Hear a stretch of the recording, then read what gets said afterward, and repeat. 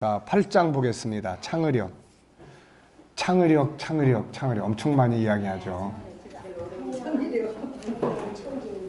네, 창의력.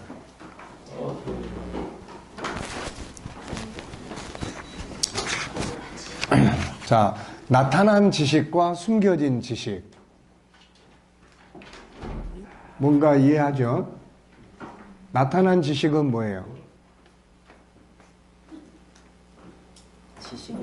아니, 1시간 휴식하고 오시더니.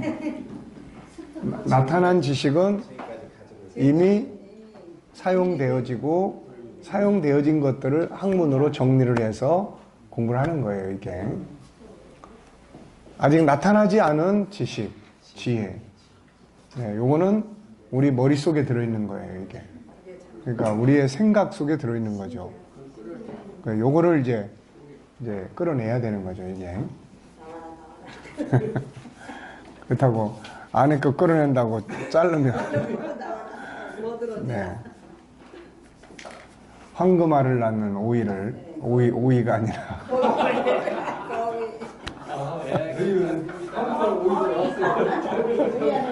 네. 거위를 잘랐는데 황금이 아무것도 없다. 잘라봐야 아무것도 없습니다. 엄격하게 말하면 창의력이라는 건 생각의 기능에서 나오는 거고, 생각의 기능은 영혼 속에 들어있는 기능이기 때문에 우리 육체를 뭐 잘라봐야 아무것도 없습니다. 네. 혹시 집에 가서 또 자르지 마시고. 이게 참 신기해요. 다 들어있어서 얼마든지 나올 수 있다는 게. 예. 그러니까 뭐 아인슈타인 같은 천재도 10%도 못 쓴다고 이야기를 하잖아요. 그러니까 더 사용할 수 있는데도 우리가 안 쓰고 또 생각을 안 하고 게으르고 또 한 가지 일에만 전념하고 또 그냥 익숙한 대로 그냥 살고 얼마든지 변화를 만들어 갈 수 있는데 그런 걸 귀찮아하고 그죠. 자, 그러면은 이제 속도를 조금 빨리.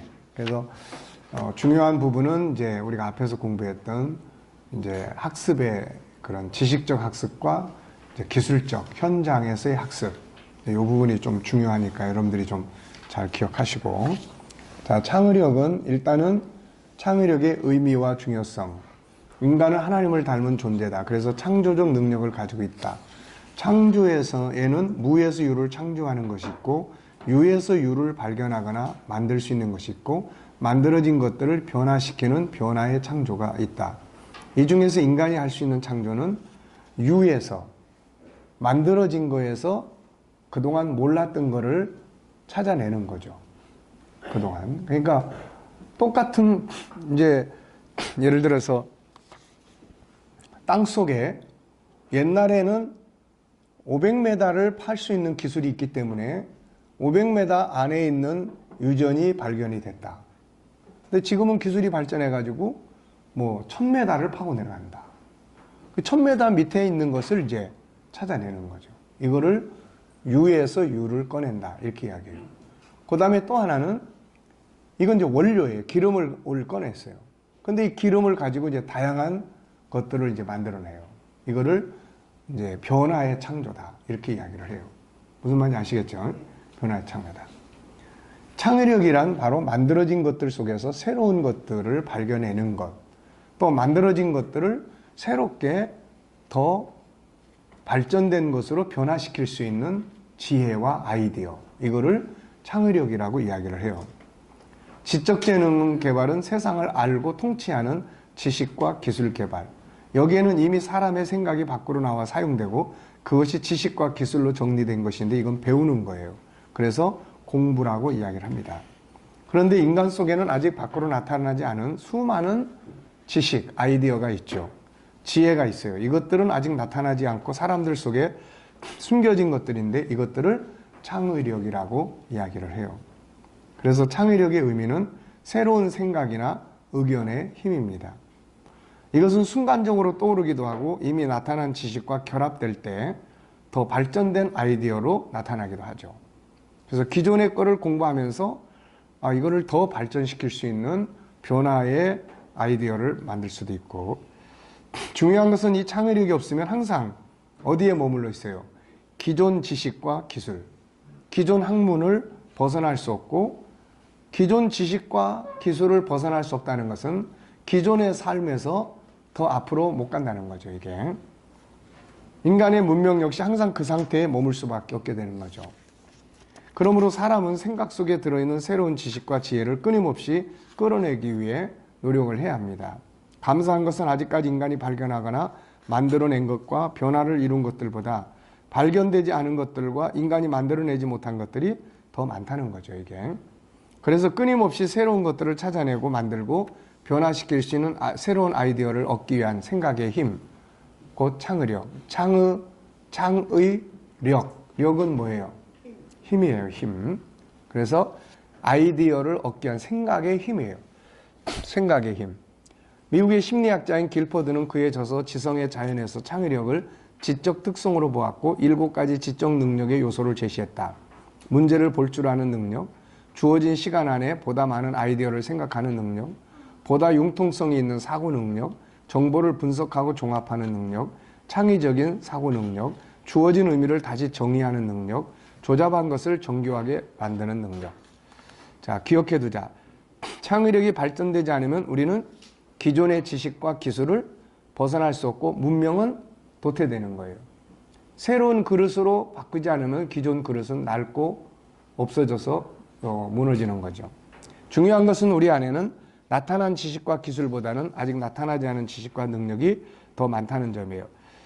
이것을 나타내는 힘, 곧 창의력을 활용하는 능력을 기르고 가져야 한다. 지금 학교에서 공부하는 학문은 새로운 창의력을 개발하기 위한 도구이지 그것이 목표가 될 수가 없어요. 그러니까 사실은 뭘 경쟁을 한다 그러면은 그걸 기반으로 한 변화와 창의력적인 것을 사실은 테스트를 해야 되는 거예요, 이게. 근데 우리는 기존의 학문을 누가 더 많이 맞추느냐, 여기에다가 초점을 두고 있기 때문에 발전이 안 되는 거예요. 만약에 어떤 내용물을 다루고 그거를 새로운 변화를 줄 수 있도록 생각을 묻고, 이게 이제 논술이에요, 논술, 이게. 그래서 얼마만큼 더 발전된 생각을 말할 수 있고 꺼낼 수 있느냐, 여기에 의해서 성적이 평가되고 어떤 사회 진출이 평가될 수 있는 이런 시스템이 돼야 되는 거죠, 이게. 그래서 기존 학문을 공부하는 데만 시간을 보내고 있다면 그 사람은 도태된다. 새로운 지식을 끌어낼 수 있는 창의력을 키우고 사용하는 사람이 미래를 지배하게 된다. 항상 그랬어요. 자, 얼마 전까지 우리가 늘 사진 찍으면은 뭐 했습니까? 필름으로 가서 현상했어요. 어느 날 이상 없어져 버렸어요, 이게. 그러니까 그것만 생각했던 일하는 사람들이 그 다음에 이제 일거리가 없어지고 이런 문제가 생기는 거죠, 이게. 그래서 그런 부분들이에요. 이것을 위해서는 당연히 지나간 기술들과 학문 역시 도구로 활용해야 돼요. 이게 기반이에요. 1단계를 이제 올라서야 2단계를 가는 거지, 1단계 없이 2단계로 막바로 가기에는 너무 힘들어요. 그러니까 지금까지 지식은 예를 들면은 1단계야. 그럼 요걸 발판으로 삼아가지고 그 다음에 이제 2단계로 가는 거죠, 이게. 그래서 지나간 기술과 학문들을 우리가 도외시하면은 새로운 변화를 줄 수가 없어요, 이게. 창의력은 기존의 학문과 기술 위에 만들어지는 것이기 때문이다. 그러므로 기존의 학문과 기술을 소중히 여기고 공부하되 이것을 바탕으로. 그러니까 기존의 학문과 기술을 소중하게 여기되 여기에서 멈추면 안 된다는 거야. 거기에서. 그것만 해가지고 안 된다는 거야. 그래서 이제 부모들이 항상 아이들에게 무슨 질문이 필요해요? 공부한 내용을 만약에 어디다 사용한다면 어디다 사용할 수 있어? 그보다 좀 더 나은 방법이 있다면 뭘까? 만약에 이 아이가 공부하는 것을 사용하는 현장을 알고 그 현장을 가서 보니까 아유 너무 답답해. 이 새로운 방법이 무엇일까? 해낸다면 그 아이디어는 이 아이의 뭐가 되는 거예요, 이제 재산이 되는 거죠. 지적 재산권이 되는 겁니다. 그래서 요즘에 가끔 가다 보면 뭐 아이들이 막 연 매출을 몇십억씩 올리는 뭐 이런 걸 한다든지. 전에 어떤 꼬마가 이제 유튜브에서 자기 방송을 하는데 거기서 지가 좋아하는 장난감을 가지고 시작을 했어. 근데 이게 나중에 그냥 엄청난 이제 기업처럼 발전을 한 거예요, 이게. 그러니까 그런 부분들이에요. 창의력은 이것을 바탕으로 한 새로운 창의력을 만들어낼 수 있는 훈련이 이루어져야 된다. 자, 그러면은 창의력, 새로운 아이디어를 꺼내는 힘을 하기 위해서는 우선 뭘 할 줄 알아야 돼요? 이 생각하는 사람이 돼야 돼요, 이거. 생각하는 사람. 생각할 줄 아는 능력을 키워야 되는 거죠, 이게. 창의력은 생각 속에서 나오는 아이디어다. 그래서 창의력을 키우기 위해서는 생각의 기능을 우리가 잘 활용해야 돼요. 이것은 이미 우리가 인격성에서 공부할 때 생각하는 기능에 대해서 상하권을 이미 공부했습니다. 그래서 특징은 천재적 특성이 있고 정보의 바다고 5가지 성품을 활용하는 그런 도구고 시간과 공간을 초월할 수 있고 창조적이며 메모리 기능이 있고 아이디어 창고가 있고 행복과 불행에 결정할 수 있는 그런 것이 들어있고 해답이 들어있고 감정의 창고고 그 다음에 다스려야 될 영역이다. 이게 생각의 기능의 특징이었어요. 자, 그래서 생각으로 성공한 사람들을 보면은 성경의 인물들, 뭐 아담 같은 경우도 동물의 이름을 그냥 생각 없이 막 지어줄 수 있는 게 아니었죠. 그래서 그런 데 사용을 했고 야곱 같은 경우도 생각을 통해서 삼촌에게 조건을 내걸었고 그것이 이제 성공한 것이죠, 이게. 자, 그러니까 이런 부분들이 다 이게 아이디어예요, 아이디어. 얼룩덜룩한 걸 나면 나한테 주세요. 이게 다 야곱의 아이디어죠, 이게. 자, 그 다음에 보면은 173페이지로 넘어갑니다. 자, 사마리아 성 밖에 문둥병자 4사람의 성공을 만든 것도 생각이에요, 생각. 우리가 뭐 하면 좋을까? 어떻게 하는 게 좋을까? 생각. 아비가일의 생각도 마찬가지예요. 아비가일. 그 남편이 다윗을 무시하니까 다윗이 분노해서 갈 때 아비가일이 생각을 많이 했죠. 어떤 말을 해야 되며 어떤 것을 이야기를 해야 될까? 그래 어떤 것을 해야 분노가 가라앉을까? 기적을 만든 혈루증 여인의 생각. 생각의 기능을 또 잘못 사용해서 망한 사람들. 가인, 사울왕, 솔로몬. 다 생각의 기능이에요. 세상의 인물들, 토마스 왓슨의 이야기. 이 회사에서 걸었던 슬로건이 뭐예요? 싱크입니다. 싱크. 네. 우리가 다 아는 내용이니까. 네. 자, 싱크. 생각을 해야 된다는 거죠. 이것으로 회사가 커졌죠. 그 다음에 이제 뒤에 가면은 빌 게이츠 이야기. 네, 빌 게이츠가 유대인이냐 아니냐 하는 부분들의 이제 이야기들이 들어있는데, 뭐 어떤 사람은 유대인이라고 그러고 어떤 사람은 아니라고 그러는데, 어떤 사람은 이 게이츠라는 이름 자체가 이게 유대인의 이름이라고 합니다. 이게. 게이츠라는 이게 이름 자체가. 그러니까 뭐, 그래서 현실적으로 보면 미국 사람인데, 스코틀랜드에서의 이민 계열이기 때문에 스코틀랜드계의 유대인이었을 거다라고 이제 이렇게 보는 거죠, 이게. 자, 어쨌든 빌 게이츠는 또 뭘 했어요? 싱크 위크라는 말을 했어요. 싱크 위크. 네. 그래서 생각하는 기간을 더 길게 잡고, 그냥 생각이 아니라 싱크 위크. 그 다음에 이제 스티브 잡스는 뭐 이야기했어요? 예, 디프렌트라는 말을 써요. 싱크 디프렌트. 다르게 생각한다는 거죠. 다르게 생각을 했죠. 그래서 이런 것들이 바로 그들의 기업을 키운 거예요. 생각하는 사람. 우리는 너무 바빠요. 생각할 겨를 없이. 네. 그래서 결국은 기존에서 못 벗어나는 거예요. 그러니까 결국은 새로운 아이디어를 꺼내기 위해서 바쁜 게 아니고 기존의 일을 하는데 바쁜 거예요, 이게. 그러니까 기존의 일을 하는데 바쁘고 피곤하니까 새로운 걸 생각할 겨를이 없어요. 그러면은 새로운 것을 생각하는 사람하고 새로운 걸 생각하지 못하고 기존의 것만 계속 다람쥐 쳇바퀴 돌듯이 하는 사람하고 나중에 어디가 더 발전하게 돼요? 그렇죠. 끊임없이 새로운 생각을 하는 사람들이 발전하는 거죠. 자, 생각하는 방법에 대해서 우리가 다 공부했습니다. 전체 이런 것들을 자유자재로 운영할 수 있어야 돼요, 이제. 우리 부모님들이. 그래서 아이가 생각하는 걸 보고 아, 얘가 지금 생각하는 거는 어느 방법을 생각하고 있구나. 그렇다면 여기에다가 어떤 방법을 생각할 수 있도록 권유해주면 더 폭넓은 생각을 할 수 있을까. 이런 것들이에요, 이게. 그래서 우리 지도교사인 부모님들이 요 생각하는 방법들이나 이런 정도는 잘 알고 있어야 됩니다, 이거. 전체적 생각법. 뭔지 아시겠죠? 그 다음에 과거와 현재를 부인하고 이건 익숙한데 매이지 않고 새로운 것을 찾아가는 거예요. 새로운 거. 유기적 생각법. 다 연관되어 있어요. 과거, 현재, 미래가. 이대로 가면 미래 어떻게 될 건지. 오늘의 것은 과거에 어디서부터 출발해 왔는지. 이게 또 어디에 연관성이 있는지. 그리고 이런 것들이 이제 네트워크라든지 뭐 구글이나 페이스북에 다 네트워크 형성해서 플랫폼 만들어가지고 거기서 성공한 기업들이죠, 다. 유추적 생각법. 거미줄을 보고 다른 걸 생각해내요. 오늘날 병원에서 상처를 봉합하는 데 쓰이는 외과용 스테플러는 원시 부족민들이 사람을 무는 개미를 이용해 벌어진 상처를 잠아내는 것을 보고 착안한 겁니다. 진공집게나 차규계는 흡혈, 거머리를 기계적으로 유추한 결과물이에요. 그래서 어떤 게 하나가 있으면 계속 유추해 가는 거죠, 이게. 계속 파고드는 거예요. 계속 이렇게. 예, 계속 파고드는 거예요. 유추적. 다각도 생각법. 다양한 각도에서 생각하는 방법. 이쪽, 저쪽. 질문을 통한 본질 파악 생각법. 자, 능동적 생각법. 주도적인 거예요. 영적 생각법. 하나님의 관점, 성령의 감정. 자, 그 다음에 통합적 생각법. 네, 합쳐보는 거죠. 따로따로 했을 때는 그런데 이것과 이걸 합쳤을 때는 어떤 결과물이 나올 수 있을 것인가, 이런 거예요. 자, 브레인스토밍. 예, 자유롭게 생각하는 방법이에요. 육색 사고모자 생각법. 다 기억납니까? 이걸 이제 아이들이 응용할 수 있도록 이제 도와주는 거죠, 이게. 자, 육색. 흰색은 뭐예요? 다 알고 계신다고 그랬는데. 네, 흰색은 냉정한 판단이에요. 냉정한 판단. 그 다음에 검은색은 부정적인 거.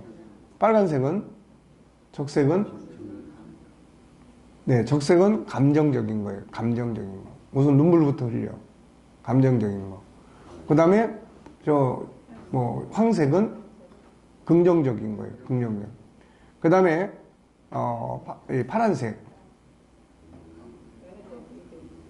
네, 그 다음에 하늘색. 네. 그래서 마지막 정리적으로, 통합적으로, 결론적으로 정리를 하는 그런 생각법이에요. 자, 그 다음에 이제 게슈탈트. 이거는 중요한 순서대로의 생각법이에요. 핵심 주제, 우선순위, 역지사지. 그건 다른 입장에서 보는 거예요. 주제 바꾸기 생각법. 한 가지만 고집하면 그 생각밖에 안 나와요. 그 분야로만. 근데 또 다른 생각법을 활용하면 또 다른 생각을, 아이디어를 꺼낼 수가 있죠, 이게. 자, 생각법은 G7 프로그램 5권 상화에서 자세하게 다루고 있다. 그 다음에 생각해야 될 것들이 있죠. 어떻게 생각하는 것도 중요하지만 무엇을 생각할 것인가도 중요하죠. 그래서 창조의 질서 생각하기, 뭐 성경이 주는 주제 생각하기, 아이디어 창조 생각하기, 호기심, 주제 분석과 질문, 정보 습득하기, 고정관념 깨기, 영성 도움받기, 변화 갈망하기, 다양한 질문법 생각하기, 올바른 자아상, 문제의 답을 찾기 위한 생각, 또 희망, 장점 사용, 행복 설계 생각하기, 생각의 우선순위 바꾸는 훈련하기, 비전과 꿈, 목표, 기억의 창고 활용, 3액션. 3액션은 뭔지 아시죠? 네. 자, 그 다음에는 감정 바꾸는, 생각 바꾸는 훈련하기, 변화 추구하기, 다양한 주제 생각하기, 기획력 키우는 훈련하기, 자기 정체성, 자기 성찰 생각하는 훈련하기, 5가지 성품 생각하기, 다양한 묵상 훈련하기, 자기와의 대화 생각하기, 기타 엉뚱한 생각과 상상하기. 자, 생각할 때 주의할 것들이 있어요. 생각에 대한 올바른 목적 갖기, 고정관념 버리기, 잘못된 생각의 노예가 되면 안 되고, 생각의 함정이 있죠. 생각 속에 쓰레기 치우기, 잘못된 정보들, 지난 상처들. 생각의 기능을 훈련하는 건 큰 싸움이에요. 매일 정기적으로 혹은 비정기적으로 집중 생각하는 훈련하기. 자, 생각을 어느 정도 하고 있는지를 체크해 볼 수 있는 그런 프로그램이에요. 자, 그래서 생각의 능력 체크하기, 생각할 수 있는 것 질문하기, 가능한 모든 원인, 모든 결과, 인형 가지고 좀 더 재밌게 놀아보게 하는 것. 그래서 심리 상담소 같은 데 가보면은 인형 가지고 심리 파악을 해요. 인형 가지고 노는 거라든지, 동물들을 갖다 놓고 그거를 가지고 활용하는 거라든지, 또 종이 상자와 빈 깡통의 다른 용도 찾기, 일반 사물에 대한 특이한 질문하기, 사실과 다른 상상에 화형해서 상상해보기, 문장 완성 검사, 그림 구성하기, 그림 완성하기, 동그라미 또는 선으로 그림 그리기, 영상이나 글, 사물을 보고 자기 생각 표현하기. 이런 것들은 아이들이 어느 정도 생각을 하고 있는지. 자, 동그라미를 절반만 그려놓고 그림을 한번 완성해 볼래? 그러면 얘는 이제 지 생각을 동원해가지고 그래요. 줄만 하나 그어놓고, 자, 이거 가지고 뭘 그리든지 네 마음대로 한번 해봐. 그러면 생각이 어디에 있는지 알 수가 있는 거죠, 이게. 이런 이야기들이에요. 너 뭐 동영상이나 글 사물을 보고 자기 생각을 표현해 본다든지. 이제 생각을 확장시켜 주는 게 중요하죠. 어떤 부분에 대해서 아이의 생각을 위의 방법으로 체크하고 난 뒤에는 확장시켜 주는 거예요. 그 밖에 또 다른 방법이 있다면 뭘까? 그 밖에 또 다른 가능성이 있다면 이런 걸 이야기하는 거예요. 브레인스토밍의 9가지 질문 이런 것들도 활용할 수 있는 거고요. 자, 뒤로 넘어가 보겠습니다. 창의력을 키우기 위한 도구들, 자신의 능력에 대한 신뢰성. 그래서 우리 안에는 생각의 창고가 있다. 예, 이거를 신뢰하는 거죠. 그래서 뭐 나는 못해, 나는 바보야 이런 생각을 가지면 안 되고 할 수 있다고 하는, 그래서 생각을 얼마든지 끌어낼 수 있다고 하는 그런 자신감을 갖는 게 중요하고, 두 번째는 이제 주도적인 삶이 이제 창의력을 하는데 아주 중요해요. 계속 지시하고 명령만 들으면 창의력이 크지 않습니다. 그래서 옛날에는 말 잘 듣고 하라는 대로 한 애가 착한 애였어요. 근데 지금은 그렇게 하는 애들은 앞으로 사회생활을 하기가 힘들어요. 예, 그래서 그런 부분들. 옛날에는 또 막 이리 뛰고 저리 뛰고 이런 애들을 부잡스럽다고 막 그랬는데 지금은 그런 애들을 창의력이 폭발적이다 이렇게 이야기를 해요. 그러니까 막 이 생각도 해보고 저 생각도 해보고 막 그러는 거예요. 그러니까 그런 애들은 부모는 굉장히 힘들죠. 부모는 그냥 그런 애들 막 붙잡으러 쫓아다니느라고 정신없고 얘가 왜 이래 막 그러면서 때로는 병원도 가고 얘가 막 왜 이렇게 그냥 그런지 모르겠어요. 그래. 그게 이상한 게 아니에요. 아이들 속에서 막 분수처럼 이런 것들이 막 솟구치는 겁니다. 그러면 이제 그런 것들을 하나씩 하나씩 부모가 가이드를 해줄 수 있는 그 시기가 좀 지나가면 또 잠잠해져요. 그런 것들이. 그러니까 그때는 이제 노트를 갖다 놓고 오늘은 이 아이가 뭐를 봤을 때 에너지가 집중이 됐다. 뭔가 막 이걸 보고는 막 세상 말로 막 환장하는 거예요. 이게. 그 환장한다는 게 무슨 말이에요? 에너지가 집중한다는 거예요. 이게. 네. 그걸 막 나쁘게 볼 게 아니라 부모가 노트를 적어서 오늘 아이가 어디에 가서 막 뭘 봤을 때 엄청 때를 쓰고 그걸 꼭 갖고 싶어 했다. 그러면 이 아이가 이 부분을 정말 좋아할까? 진짜 좋아하면은요, 그 다음에 또 그걸 원해. 근데 이게 순간적인 거는 그 다음에 별 관심이 없어. 네, 그래서 이런 부분들을 부모가 이제 아이의 장점 노트나 이런 것들을 꼭 만드는 게 필요해요, 이게. 그래가지고 아이하고 같이 지내면서 아이가 어떨 때 굉장히 막 정신을 잃을 정도로 좋아하고 그 속에 푹 빠져 사는지 이런 것들을 찾아내는 것이 중요합니다, 이게. 그 다음에 다름에 대한 중요성이에요. 특이한 행동과 생각 중요. 창의력은 다름 속에서 나오는 거예요. 절대로 비교하면 창의력은 죽습니다. 절대로 비교하면 다른 아이를 흉내내려고 하지 자기 창의력이 안 돼요. 그래서 똑같아지려고 하는 데서는 창의력이 성장 못합니다. 다름을 인정하고 특이함을 잘못된 것으로 책망하는 게 아니라 특별한 창의력으로 인정할 때 창의력은 발전하게 되죠. 자, 인간은 유일성을 가지고 있고 이것은 모두가 서로 다르다는 의미를 가지고 있다. 그러므로 이 다름이 바로 보물이에요. 탈무드에는 형제의 개성을 비교하면 모두 살릴 수 있지만 형제의 머리를 비교하면 모두 죽인다. 이런 말이 있어요. 형제를 점수 가지고 비교하면 둘 다 죽이는 거고 형은 이런 특징이 있고 너는 이런 특징이 있다. 그래서 개성을 비교하면 둘 다 성장을 시키게 되죠. 자, 그래서 유대인들은 1등보다는 아까 나왔던 이야기죠. 1등보다는 뭘 중요하게 여겨요? 독특함을 중요하게 여깁니다. 네, 독특함. 이런 것들이 이제 우리네 기업하고 다른 거죠. 여기서도 이제 삼성하고 애플을 비교를 해놨어요. 그런 것들이 이제 차이점이에요. 독특함. 네. 자, 네 번째 뒤로 넘어가서 무디친이 아니라 부딪힌 다양한 문제 해결하기. 창의력은 답을 찾기 위한 생각이에요. 그래서 문제가 부딪혔을 때 그 답을 부모가 찾아주지 말고 그냥 내비둬 보는 거죠. 그러면 얘가 그걸 통해서 이제 뭔가를 찾아갈 때 도와주는 거죠. 찾아갈 때 어떻게 도와주면 좋을까? 찾는 건 네가 찾아야 돼. 그래서 지가 문제의 해결점을 찾아내는 거예요. 이럴 때 이제 창의력이 발전합니다. 그 다음에 이제 변화 추구에 대한 갈망이에요. 창의력은 현실에 안주하지 않고 새로운 변화를 만들어 가려는 데서 나오는 아이디어들이에요. 그래서 익숙함, 고정관념 속에 머물러 있으면 창의력의 창고는 닫혀버려요. 그래서 계속 이런 질문을 해야 돼. 무엇이 변화되어야 되나? 어떻게 변화되는가? 다른 사람들은 어떻게 변화되어 가고 있는가? 미래는 어떻게 변화해 갈 것인가? 그리고 이제 성령의 감동과 성경의 지혜, 호기심과 질문, 묵상과 상상력, 키우기 이런 거. 자, 184페이지 보면은 상상력이라는 게 얼마나 무서운지를 이야기해놓은 이야기예요.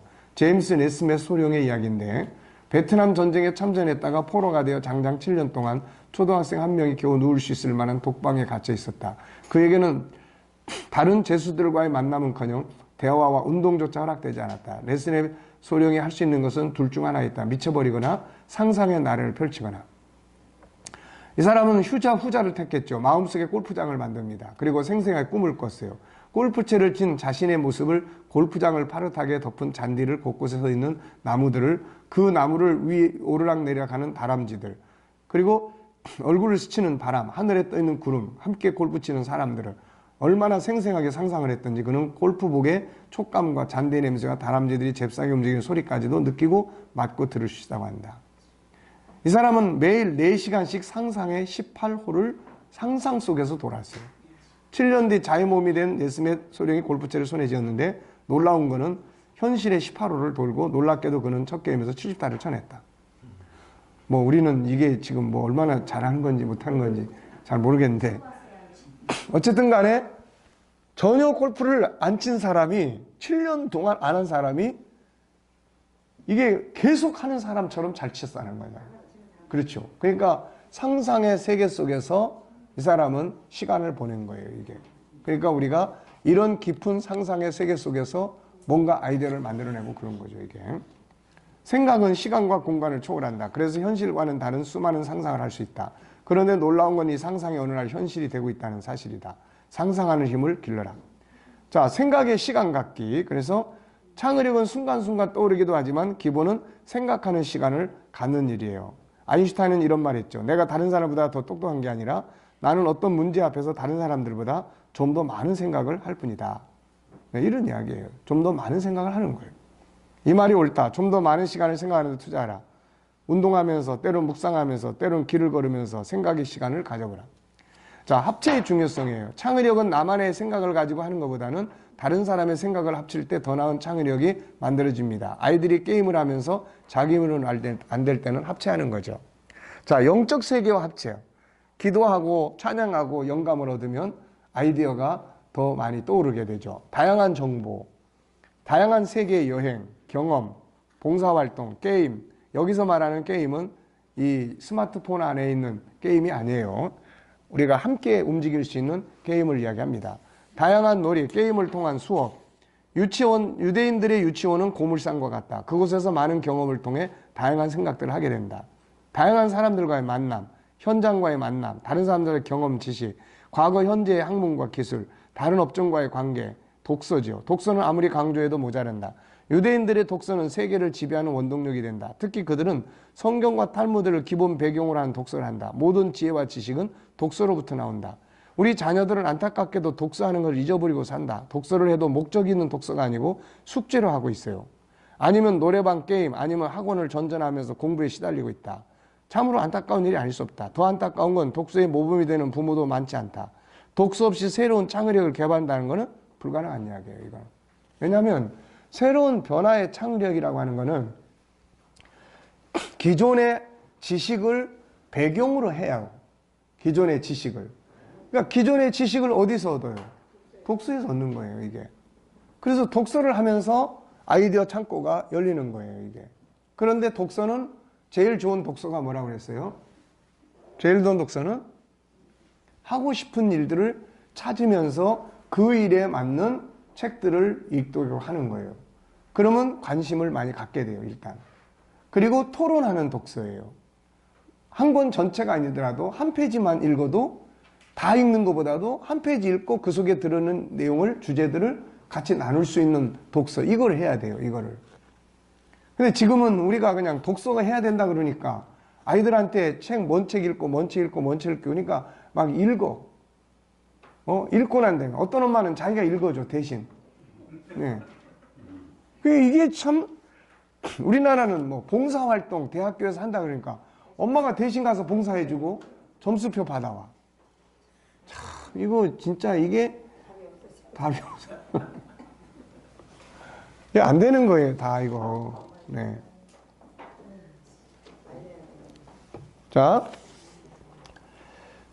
네. 특히 아이들의 동화는 창의력에 도움을 준다. 동화 자체가 상상의 세계에 대한 이야기예요. 결국 상상의 세계를 현실화하는 것이 창의력입니다. 그 다음 비전과 목표. 이거 비전이 있어야 앞으로 갈 수 있는 거예요. 비전이 있어야 생각을 한다고요. 지금에 있는 것보다 어떻게 더 완성할 것인가를 계속 생각을 하는 거죠. 인간을 바로 알기에 생각하고 천국을 이해하고 생각해보라. 왜냐하면 결국 인간이 목표하는 건 인간이에요. 그리고 인간이 목표하는 변화 발전의 마지막 종착역은 천국입니다. 그래서 천국 공부를 열심히 하면 우주적 상상력이 뛰어나져요, 이게. 뭐 날아다니고 천국의 삶을 한번 보세요. 시간과 공간을 초월하잖아요, 천국은. 그러니까 이런 것들이 상상력을 뛰어나게 만드는 거 주는 거죠. 자, 특별히 어려운 건 없죠. 넘어가겠습니다. 네, 9장. 이건 좀 이제 우리가 관심 있게 봐야 돼요. 놀이학습. 이제 학습을 재밌게 하라는 거죠. 네, 행복한 공부를 하게 해야 된다는 거죠. 자, 천상 여기는 이제 어린애를 키우는 분이 우리 광주 집사님이니까 사랑이 이야기 또 해야 되겠네. 어때요? 사랑이는 학교 생활이 즐거운 것 같아요? 많이 힘든 것 같아요? 힘들어. 공부할 시간이 많이 늘어났고. 네. 이제 여기에 이제 가정교사의 도움이 필요해요. 가정교사는 누구죠? 엄마의 도움이에요. 자, 과목이 많이 늘어났어. 그럼 이걸 이제 안 할 수는 없어. 근데 가장 효과적인 방법이 뭔지. 예를 들어서 아이가 뭐 학교를 하루 안 가, 쉬어, 그냥. 그 대신 집에서 그 과목을 지가 재밌게 할 수 있다면은 요즘에 학교에 개근상 이런 거 안 주니까 시간을, 목적만 달성하면 되는 거야. 그럼 시간은 애하고 같이 의논해서 하루는 학교 가지 말고 그러면 엄마랑 같이 네가 이 학습 과정을 한번 달성해 볼래? 그렇게 할 수도 있는 거예요, 이게. 그러니까 그런 방법에 대해서 학년이 올라갈수록 지식은 더 늘어날 수밖에 없다는 것을 이해시키고, 공부하는 방법에 있어서 네가 편안하게 행복하게 해야 된다는 공감대는 같이 갖고, 해야 되는 하는 방법에 대해서는 어떻게. 그래서 옛날 같으면 그런 게 안 통했어요, 학교에서. 근데 지금은 뭐 얼마든지 다 통하는 시기라고요, 시대라고. 학교 뭐 한 주간 안 가도 돼. 부모님이랑 어디 가서 자유학습하러 갔다 오면 다 해. 그래서 요즘에 개근상 안 주죠. 그런 거 없어졌을 거예요, 이제. 네. 그러니까 옛날에는 공부 못해도 개근상이 제일 좋았는데 지금은 뭐 개근이 별 의미가 없어져 버렸어요. 그러니까 이제 앞으로는 점점점 자기 학습 시대로 가요, 이게. 그러니까 그런 것들을 한번 실험해 볼 필요도 있어요, 이게. 사랑이가 질문도 잘하고 엄마하고 소통도 잘하고 그러니까 그럼 그런 걸 한번 응용해서 편안하게 한번. 그 대신 요 부분은 네가 집중될 때 복습하고 한번 도전을 해보자. 그렇게 해보면은 새로운 학습 방법들을 이제 사랑이가 느낄 수도 있는 거죠. 그럼 지가 놀고 싶을 때 놀고 공부하고 싶을 때 집중해서 하면은 충분히 다 달성해낼 수 있는 거니까. 무조건 꼭 그 시간에 가야 되고 와야 되고 이게 힘든 거야, 어떤 면에서는. 그게 그냥 우리도 그렇잖아요. 우리도. 네. 자, 그래서 이제 그런 부분들이에요. 즐겁고 행복한 공부를 하게 하라.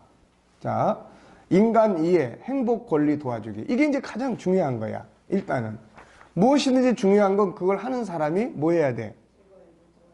즐거워야 돼. 행복해야 돼. 공부도 역시 공부하는 자녀들이 행복하게 할 수 있어야 돼. 인내는 쓰다, 그러나 열매는 달다. 이런 이야기만 자꾸 해가지고는 안 돼. 인내하다 죽어버려. 네. 인간은 뭘 하기 위해서 존재합니까? 개인의 행복권을 존중해줘야 된다고, 이걸. 그래서 또 창세기 1장 27절, 28절이에요. 여기 하나님이 사람 만들어 놓고 제일 먼저 하신 게 뭐예요? 복을 줘 가라사대. 예, 인간은 복을 누리기에 존재해. 이 땅의 복과 하늘의 복. 그러므로 복을 누린다는 게 행복한 거 아닙니까, 이게? 그래서 행복하게 살고 싶어 하는 건 인간의 본능이에요. 공부하는 자녀가 불행하다고 생각한다면 이거는 위험한 거예요, 이거. 불행한 곳을 계속 간다는 거는 힘든 거예요. 어른이고 애고 간에. 그러니까 이런 부분들에 대해서 만약 공부하는 자녀가 불행하다고 생각한다면 원인을 찾아서 해결하도록 도와야 돼요. 불행은 인간을 고통스럽게 하고 불행한 일은 결국 포기하게 돼요. 그래서 자녀가 공부를 행복하게 할 수 있도록 도와야 됩니다. 이 일을 위해 수시로 이런 거 점검해 줄 필요가 있어요. 성적이 얼마인가가 아니라 행복 지수를 체크하는 거죠. 점수가 몇 점이야? 이게 아니라 행복 지수 체크하는 거예요. 행복한 공부를 하고 있는지 불행한 공부를 하고 있는지. 그래서 이런 거, 나의 삶은 행복한가? 한번 아이들에게도 이런 거 체크해 볼 수 있어요. 지금 현재 행복 지수는 어느 정도인가? 1에서 10. 근데 애가 1이라고 써놨어. 이건 심각한 거예요, 지금. 이걸 그냥 모르고 그냥 내비두고 막 밀어붙여. 그러면 이제 이게 위험성이 이제 오는 거예요, 이게. 그렇게 생각하는 이유는 뭔가? 전에는 행복했는데 지금 불행한가? 이유는 뭔가? 전에는 불행했는데 지금 행복한가? 이유는 무엇인가? 내가 행복해 한다면 요소들은 뭔가? 행복을 위해 더 강화시켜야 할 부분은 뭔가? 행복을 위해 제거해야 할 부분은 뭔가? 행복을 위해 변화해야 할 부분은 무엇인가? 행복을 위해 내려놓아야 할 건 뭐고 취해야 할 건 뭔가? 행복한 학교 생활을 위해 부모가 도와주기를 바라는 건 무엇인가? 아이들하고도 이런 것들을 같이 나누면 아이가 훨씬 좋아하죠. 네, 엄마가 내 마음을 알아주는 것 같고. 그러니까 이런 것들을 즐겁고 행복한 학업을 하도록 도와야 될 것들이 있습니다. 어떻게 하면 아이들이 즐겁고 행복하게 학교 생활을 하게 할 수 있을까? 이것은 아마도 모든 부모의 고민일 것이다. 학교 공부를 좋아하고 즐거워하고 행복할 사람은 없다. 그러나 차선책은 찾아줄 수 있다. 다음의 방법들을 익혀서 자녀들이 좀 더 즐겁고 행복하게 학업을 배울 수 있도록 만들어보자. 자, 우선은 제일 중요한 게 뭐예요? 힘들어도 자기의 마음을 열고 이야기를 나눠줄 사람이 있으면은 그 힘든 점이 좀 감해져요, 이게. 네. 원활한 소통 관계. 무엇이든지 혼자 한다고 생각하면 힘들다. 엄마도 몰라. 아빠는 더 몰라. 난 너무 힘들어 죽을 것 같은데. 예. 가면 집에만 가면 그냥 열심히 하라는 말만 하고. 예. 자녀들이 학업을 기쁘게 하기 위해서 가장 중요한 건 부모와 소통이에요. 들어주고 지지해주고 공감해주고 때로는 함께하고 용기를 불어넣어 줄 수 있는 소통을 가져둔다면 자녀들은 보다 즐거운 학습을 하게 될 수 있을 것이다. 물론 성적 위주의 소통이 아닌 소통하자고 그러면은 항상 우리는 몇 점 맞았어? 어땠어? 뭐 재밌었어? 공부가 잘 돼? 안 돼? 이런 이야기 이런 게 아니에요. 이해와 공감, 미래의 꿈과 비전, 아이들이 애쓰고 수고하는 일들에 대한 칭찬과 격려, 가능성과 장점들을 찾아서 지지하고 격려하는 소통이에요. 때로는 쉼을 줘야 돼요. 여유를 갖게 하는 것 중요하다. 유대인들은 항상 저녁 식사를 같이 하면서 소통의 시간을 간담한다. 때로는 가족회의도 좋다. 두 번째는 하고 싶은 분야에 이걸 찾아주는 거예요. 하고 싶은 분야를 발전해 주는 거예요. 사람이 즐거울 때는 자기가 하고 싶은 일을 할 때다. 하기 싫은 일을 할 때 지겹고 지치고 힘들지만 하고 싶은 일 할 때는 시간 가는 줄 모른다. 야곱이 라헬을 위해 7년 동안 섬겼는데 며칠처럼 여겼어요. 7년을 며칠같이 여겼더라. 네. 야곱이 7년 동안을 라반의 집에서 일할 때 그 기간이 며칠같이 느껴진 것은 사랑하는 라헬과 함께 했기 때문이에요. 그러므로 중요한 건 자신이 하고 싶은 일, 하고 싶은 방법, 하고 싶은 전공을 찾아야 돼요. 네. 이게 행복한 학습의 방법이에요. 하고 싶은 일, 하고 싶은 방법. 네. 이거 해라 저거 해라가 아니라 뭘 하고 싶은가 중요해요. 이것을 찾을 수 있도록 삶을 주목해보고 대화를 나누고 분야가 발전해요. 그러니까 부모가 어린 시절 애와 같이 있어야 될 이유가 이런 거예요. 주목하는 거죠. 아까 이야기했잖아요. 뭘 할 때 막 흥분하고 뭘 할 때 집중하고 에너지가 집중되고 그러면 엄마가 볼 때는 이런 건 아들은 이런 거 굉장히 좋아하는 것 같은데 이 부분에서 좀 우리가 좀 더 찾아보고 좀 더 경험해보고 그러면 어떨까? 그럼 아이들은 엄마가 자기가 좋아하는 거에 대해서 관심을 가져준다는 데 대해서 굉장히 기분이 좋죠. 자, 부모가 무엇을 원하는가가 중요한 게 아니에요. 너는 우리 집의 장남이야. 장손이야. 알았지? 책임감을 갖고 열심히 해야 돼. 이거는 이제 멍해를 막 씌워주는 거예요, 이거는. 부모가 뭘 원하는가가 중요한 게 아니에요. 아이가 뭘 원하는가 중요합니다.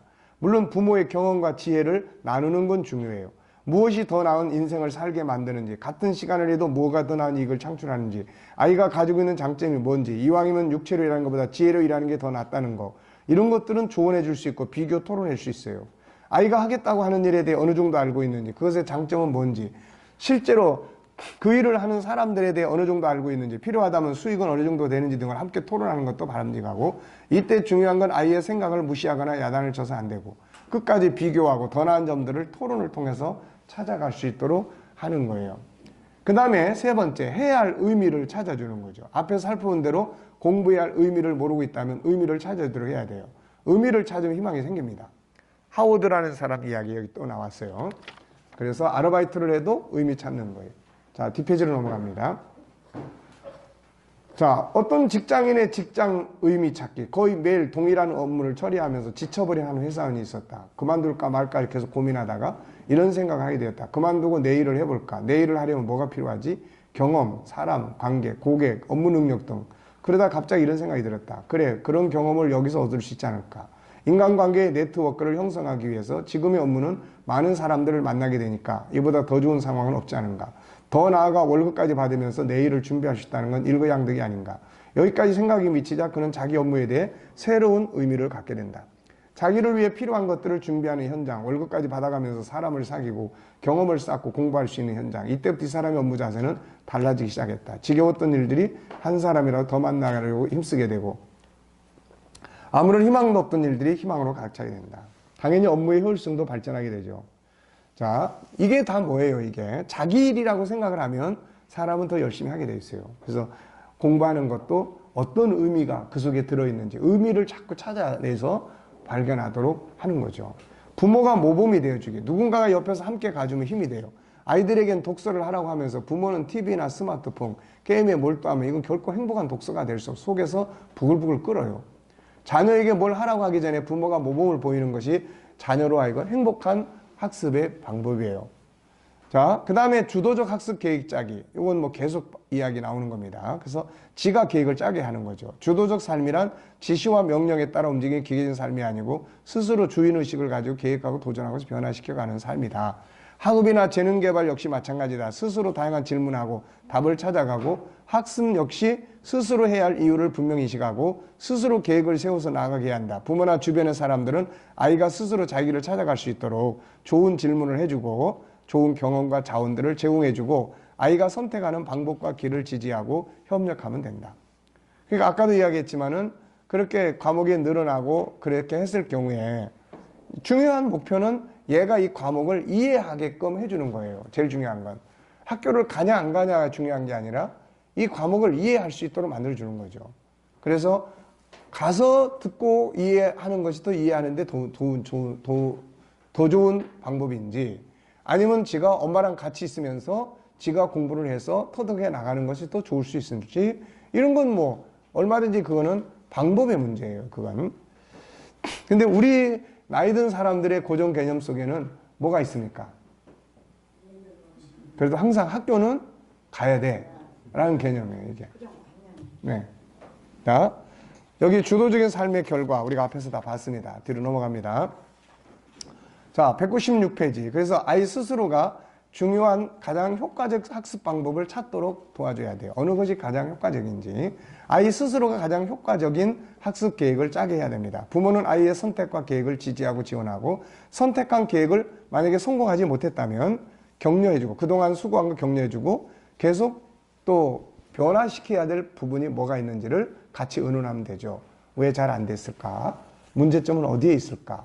그러면은 가도 괜찮고 있어도 괜찮은 거죠. 그 다음에 이제 6번째가 아주 중요해요. 여행과 쉼 갖기, 여유 갖기. 어린아이든 어른이든 사람은 때로는 쉼이 필요해요. 아이들 역시 공부에 지치고 주변 환경에 지치고 힘들 때가 있죠. 특히 우리나라의 학업 과정은 즐거움으로 할 수 있는 게 아니에요.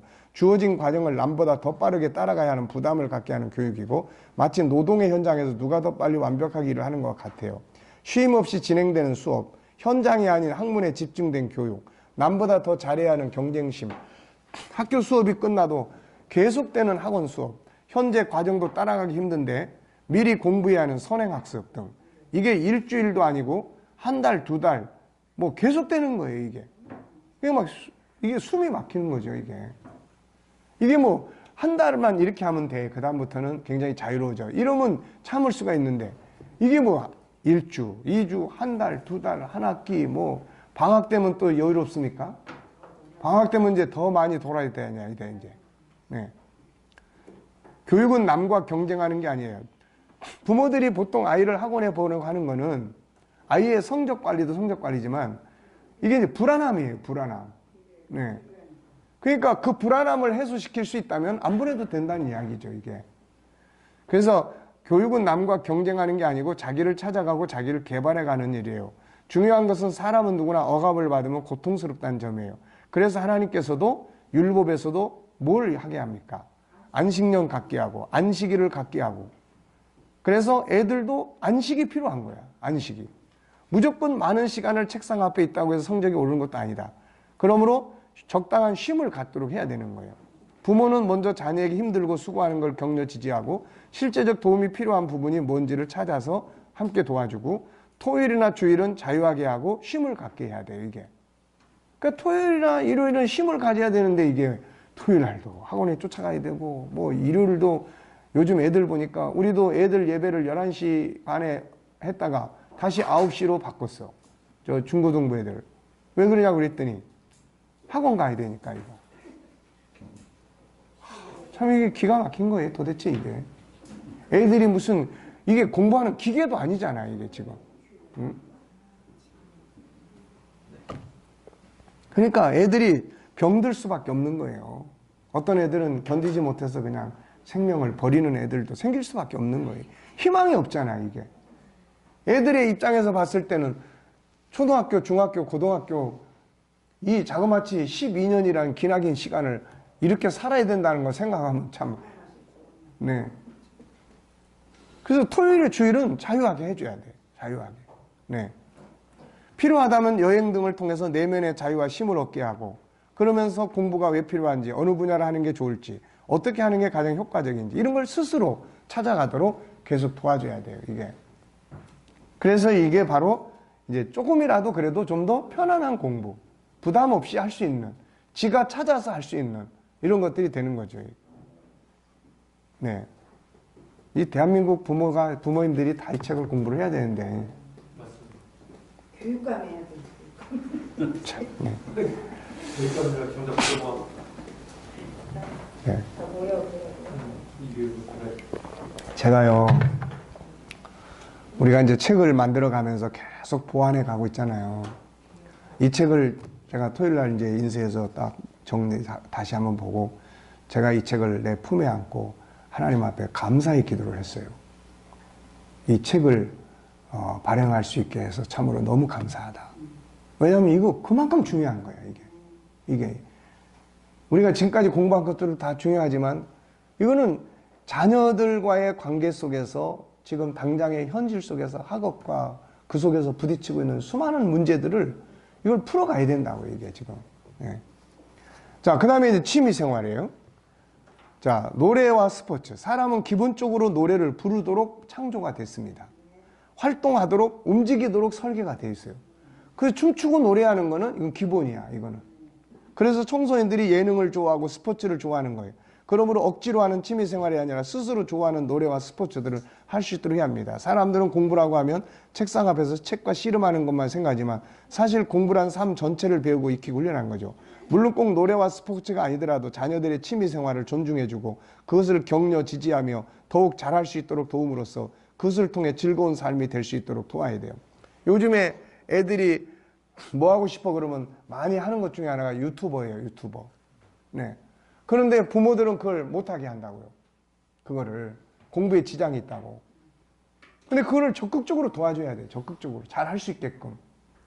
그걸 통해서 얘가 가지고 있는 재능도 개발하고 얘가 그걸 통해서 즐거움을 얻고 지가 공부하고자 하는 학업에 힘을 얻을 수 있도록. 이쪽에서 기분 좋으면 요 일도 기분 좋게 할 수가 있어요, 이게. 전이현상이 있기 때문에.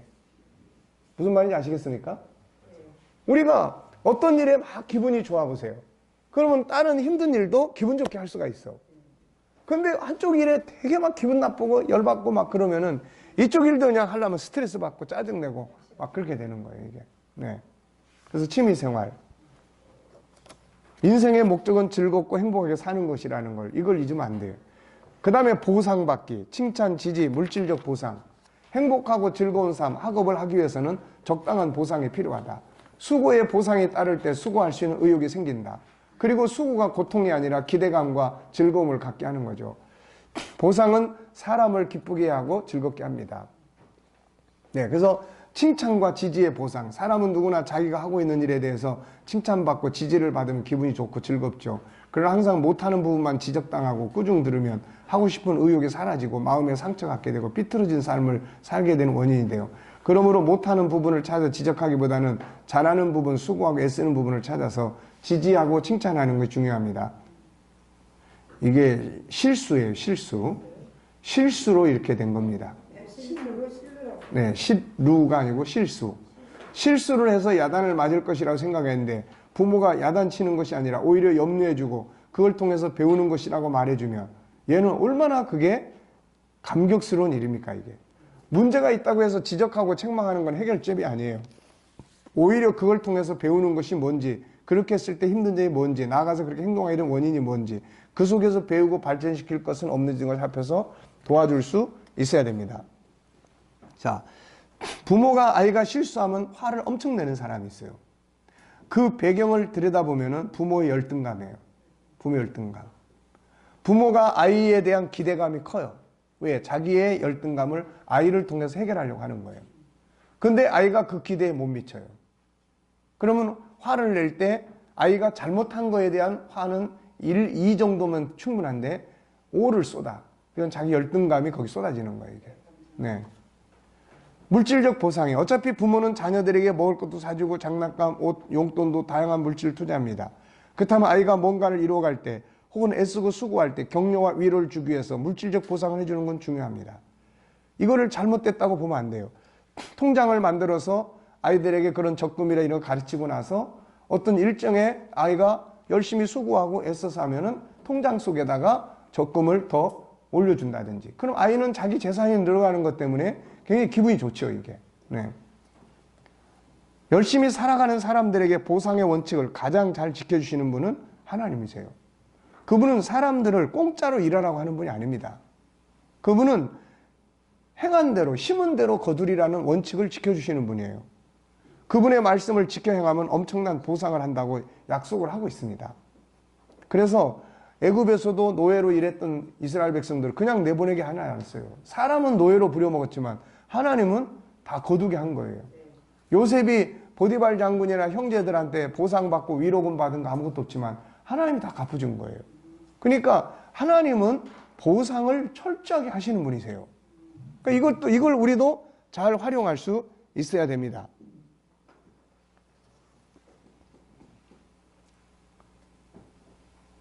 어디까지 이야기했죠? 네. 네. 그래서 물질적 보상이나 이런 것들을 이상하게 생각하면 안 돼요. 그 대신 좀 더 좋은 방법, 좀 더 경제를 가르쳐주는 방법, 얘의 재산을 늘려주는 방법으로 사용한다든지 그러면 도움이 되죠, 이게. 친구들과 함께 하기. 우리나라에서는 공부는 여럿이 하면 집중이 안 되니 혼자 해야 된다고 생각을 하는 경우가 많아요. 물론 때로는 혼자 해야 될 때도 있어요. 그러나 친구들과 함께 질문하고 나누고 토론하게 되면 훨씬 더 좋은 학습 효과를 얻을 수 있습니다. 유대인들의 학습 방법은 대부분 혼자 안 해요. 둘, 셋이 모여서 질문하고 토론합니다. 성경에서 다니엘도 문제가 생겼을 때 친구들과 함께 의논하고 기도해서 응답 받은 걸 볼 수 있죠. 그러니까 때로는 친구들을 초청하도록 해야 돼요. 아까 이야기했죠. 먹을 걸 만들어주면 함께 공부하게 해보라. 친구들을 데려와서 함께 한다고 했을 때 아이는 행복한 시간이 되고 엄마가 친구들을 대접해주는 걸 볼 때 아이의 자존심감이 높아지고 엄마가 자랑스럽게 느껴지게 되는 거죠, 이게. 네. 그 다음에 인내와 수고의 열매 알기. 사람은 누구나 힘들고 어려운 길을 갑니다. 이런 것들을 대화를 통해서 같이 공감을 해야 돼요. 아빠가 일할 때 힘들겠어? 안 힘들겠어? 힘들 거야. 그래서 우리가 뭔가를 한다는 거는 항상 두 가지가 있다. 하나는 힘든 점이 있는 거고, 그러나 힘들다고 해서 그만두면 삶의 행복이 없어지는 거고, 그래서 좋은 열매. 이걸 이제 인식시켜 주는 거죠, 이게. 부모는 바로 이렇게 아이를 지도해야 한다. 무조건 아이들을 평안하게만 해주려고 하는 것이 중요한 게 아니고 실패와 힘든 일을 할 수 있도록 도와야 되고 힘든 일을 부모가 다 해버리면 아이들은 중요한 공부를 하지 못하게 된다. 그러므로 어려운 일을 없게 해주는 것이 잘하는 게 아니라 힘들고 어려운 시간을 갖게 될 때 그 의미를 설명해주고 같이 해주고 뭘 도와주면 잘 이기고 갈 수 있을지 필요한 부분을 돕고 지지하는 응원이 돼야 돼. 이기는 건 지가 이겨야 돼. 그 대신 혼자 이기려고 하면 힘드니까 같이 있어주고 지지해주고 이런 거죠. 에디슨은 인내는 쓰다 그러나 열매 달다고 했다. 성경에서는 눈물을 씨를 뿌린 자가 기쁨으로 단을 거두게 된다고 했다. 이걸 일깨워주고 지쳐서 쓰러지지 않도록 지지하고 응원하고 인내할 수 있다. 옆에서 누가 지지하고 응원하는 사람이 있으면은, 저도 군대 있을 때 무장 군장하고 그 부대별로 이렇게 달리기 하는 거 이거 많이 했었어요. 10km 달리는 거. 근데 그냥 옆에서 뭐 같이 이제 막 응원 열심히 하면 쓰러지고 싶은데도 못 쓰러져. 네. 꿈과 비전 만들기. 그래서 역시 꿈과 비전을 자꾸 이제 만들어주고 그걸 하도록 하는 게 중요하죠. 자, 뒤에 목표의 중요성. 이거 아까 우리 봤으니까 넘어가겠습니다. 202페이지. 영성 갖기. 네. 자, 일단 부모가 아이들을 위한 영적 지지자들이 되어야 하며, 다음에는 아이들이 영적인 즐거움을 갖도록 도와야 돼요. 영적 즐거움을 갖게 도와줘야 됩니다. 이게 강제적인 신앙이 아니라 아이들이 신앙의 재미를 느끼게 만들어야 돼요. 그 중에 하나가 아이들이 주님과 소통하는 훈련이에요. 이게. 그래서 아이가 예수님하고 이렇게 한번 의논해 볼래? 그리고 예수님이 이렇게 응답하실 수 있단다. 그래서 이 아이가 예수님이, 예를 들어서 이 아이가 진짜로 주님 이럴 때 제가 어떻게 해야 돼? 그런데 아이가 사랑해야 돼, 용서해야 된다는 말씀이 딱 떠올라. 그러면 얘는 그걸 주님의 응답으로 받을 수가 있어요. 그러면 그 다음에 엄마 내가 이렇게 했는데 예수님이 나한테 이렇게 말씀하셨어. 야, 진짜 응답 받았구나. 맞아, 예수님이 이렇게 일하신다. 이런 것들을 해주면 신앙이 뭐예요? 그냥 이론이 아니고 이 아이에게 신앙이 영향력을 주는 신앙이 될 수가 있어요. 영향력을 미치는 신앙이 되고 있는지, 신앙 안에서 얻는 유익은 뭔지, 주님과 만남을 가질 수 있도록 도와주고 소통할 수 있도록 해야 한다. 부모가 먼저 신앙의 영향력, 기쁘고 즐겁고 감사하고 친절하고 감동적인 삶. 신앙의 영향력은 이거 아닙니까? 이거. 내가 은혜 받았어, 말씀 받았어, 그랬으면 예배 드렸어. 그럼 뭐예요? 기뻐하고 즐거워하고 감사하고 친절하고 감동적이고, 이게 이제 영향력을 주는 거예요. 근데 가서 막 하루 종일 봉사하고 헌신하니까 집에 와서는 막 더 짜증내, 더 막 한숨 쉬고, 그러면 이게 신앙에 아무 영향력이 없는 거예요. 자, 지식적 전달이 아니라 삶의 전달. 13번째, 현장 경험하기, 실제 경험하기요. 앞에서 설명한 바 있지만 학문은 현실의 삶을 살기 위한 지식이다. 따라서 공부하는 것들이 현실과 상관없는 것이라면 즐거운 공부가 될 수가 없어요. 아이들이 공부하는 것이 현실에 어떻게 사용되고 있는지 현장 찾아보게 하고 방문해서 함께 실제를 경험하게 하는 게 중요하고, 필요한 부모의 일터에 나와 돕게 하고 결과를 수익을 얻게 해주고, 공부하는 것이 어디에 사용되는 것인지를 묻기도 하고 어디에 사용할 수 있는지 찾아 나누기도 하고, 이것이 세상의 인류 역사에 어떤 도움을 줄 수 있는지를 찾아보게 하는 것도 중요하고, 자기가 공부하는 게 세상에 이런 영향력을 미칠 수 있구나라는 걸 깨닫는다면은 훨씬 더 그 공부하는 데 도움이 될 수가 있죠. 이게. 네 번째는 이제 갈등과 상처 치유하기, 환경 편하게 만들어주기. 즐겁고 행복한 공부가 되게 하려면 우선 가정이 안정감을 가져야 돼요. 부모가 서로 건강한 삶을 살아가고 다툼과 분쟁보다는 서로 배려하고, 힘들 때 상대방 원망해보기도 함께 기도하고, 감사하며 지적과 꾸중보다는 위로와 격려, 지지, 칭찬, 기다려주기 등이 있는 곳은 따뜻한 환경이에요. 이런 가정에 사는 자녀들은 즐겁고 행복한 공부를 할 수 있죠. 갈등을 해결하고 상처를 치유할 수 있는 가정이 돼야 한다. 아이들이 살아가는 세상은 어른들의 세계보다도 더 많은 갈등과 아픈 상처들이 있어요. 애들이 무슨 그런 게 있냐고 이렇게 하면 안 됩니다. 더 많은 갈등이 있어요. 이성 문제, 성적 문제, 친구들과의 비교 문제 등 엄청난 문제의 세계를 살고 있죠. 그래서 아픈 감정을 가지고 집으로 오고 갈등을 안고 집으로 옵니다. 아무 말도 말하고 싶지 않은 거는 지금 뭔가가 있는 거예요, 지금. 네. 그들이 오는 가정은 어떤가? 아픈 감정을 이해하고 감싸주고 공감하고 치유하는 기능보다는 아픈 상처 위에 더 아프게 하는 경우들이 많다. 사람이 아플 수는 있다. 그러나 치료하는 기능이 있다면 죽음의 문턱까지 가지 않는다. 아픈 감정의 이해, 공감, 그가 원하는 본성의 욕구에 대한 이해, 지지, 따뜻한 말들이 필요하다. 아픈 감정을 털어놓을 수 있을 만큼 열린 가정이 되어야 하고 부모가 되어야 한다. 자, 15번째는 놀이를 통한 학습하기예요. 학습이 놀이라면 얼마나 행복하고 좋을까? 왜 학습을 놀이처럼 만들지 못할까? 왜 학습은 꼭 책상 앞에서만 해야 할까? 놀이터에서는 할 수 없는 걸까? 행복한 학습을 하기 위해서 때로는 학습 현장에 놀이 현장에 대할 필요가 있다.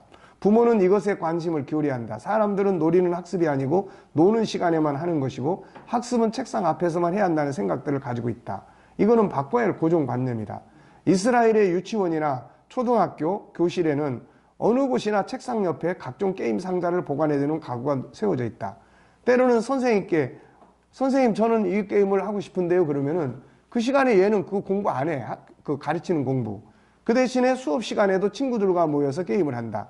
이때 아이들이 하는 게임은 수업 시간에 다룬 내용을 지루하지 않고 쉽게 익힐 수가 있게 했다. 게임을 학습 보조 교재로 사용하는 거죠. 그 대신 이 게임 교재를 만드는데 여기에는 심리학자, 그 다음에 이 랍비, 이런 수많은 사회적 지도층들이 모여서 이 게임을 만들어요. 이런 것들을 연구해서. 그래서 이걸 학습용으로 쓰는 거예요, 이게. 네. 자, 우리도 이런 것들을 많이 연구를 할 필요가 있습니다, 이게. 감사일기 쓰기, 칭찬일기 쓰기. 가족이 모두 감사일기나 칭찬일기 쓴다면 훨씬 더 즐겁고 행복한 가정이 될 수 있고 학업이 될 수 있습니다. 감사와 칭찬의 말들은 사람의 마음을 치료하고 평안을 주기 때문이죠. 그래서 성경은 우리에게 범사에 감사라고 당부하고 있어요. 그래서 감사의 일기를 쓰게 만들면은 같이 쓰는 거죠. 너만 쓰고 부모는 안 쓰면 안 되고, 엄마는 오늘 감사한 게 이런 건데, 뭐 딸은 어떤 감사한 게 있었어. 사람은 감사한 걸 찾다 보면은 즐거움을 만들어 가게 돼요, 이게. 네. 자, 그래서 총 16가지를 여기에서 이야기를 했습니다. 자, 첫째 뭐예요? 첫째, 원활한 소통 갖기예요. 두 번째는 하고 싶은 분야 하도록 돕는 거고, 세 번째는 의미를 찾아주는 거예요. 네 번째는 부모가 모범이 되어주는 거고, 다섯 번째는 주도적으로 학습 계획을 짜라. 그 다음에 여행과 쉼을 갖도록 만들어주고, 취미 생활을 만들어주고, 그 다음에 보상을 잘 해야 된다. 그 다음에 친구들과 함께 할 수 있는 기회를 만들어주고, 인내와 수고의 열배를 함께 교육을 해야 돼요. 꿈과 비전이 필요하고, 그 다음에 영향력을 미치는 신앙을 가르쳐 줘야 돼요. 우리는 애들도 신앙이 너무 거창합니다, 이게. 그냥, 이게 아기자기하지를 못해요, 신앙이. 그 다음에는 현장 경험하기, 갈등과 상추 치유하는 거, 놀이를 통한 학습, 감사 일기 쓰기. 그래서 책방이나 이런 데도 가면은 그 아이에게 맞는 적당한 놀이, 게임이나 이런 것들이 있으면은 사다가 부모가 같이 할 수도 있고, 이런 것들이 이제 필요해요. 자, 10분간 휴식하겠습니다. 이제 공부하다가 놀이하는 그 게임 그런 거 좀 봤으면 좋겠네요. 그러게요.